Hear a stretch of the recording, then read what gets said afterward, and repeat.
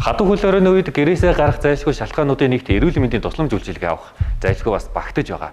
Гэсэн хэдий ч эрүүл мэндийн байгууллага эмнэлэг гэдэг бол олон төрлийн өвчний шинж тэмдэгтэй маш олон хүн цуглардаг бас эрсдэлтэй бүс гэдгийг та бүхэн бас санах хэрэгтэй. За хэрвээ танд үнэхээр коронавирусын шинж тэмдгүүд илэрч байна гэж хэрвээ та үзэж байгаа бол 119 тусгай дугаар, за мөн 88 68 29 гэсэн дугааруудад та бүхэн утсаар холбогдож мэдээлэл авсныхаа дараа бас эрүүл мэндийн байгууллагыг зорихыг зөвлөж байна.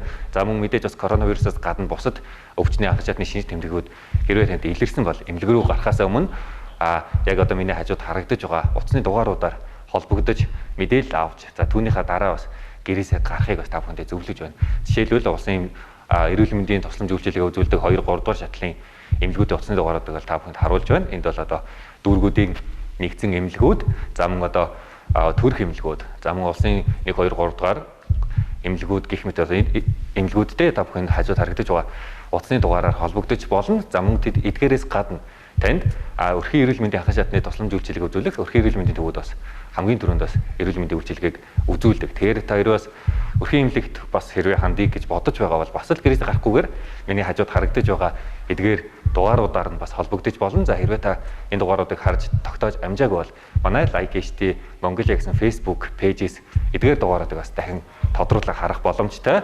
Та бүхэн маань улсын онцгой комисс эрүүл мэндийн яам за холбогдох газруудаас өгч байгаа заавар зөвлөмжийг сахиж гэрээсээ гарахгүй байхыг дахин сануулъя.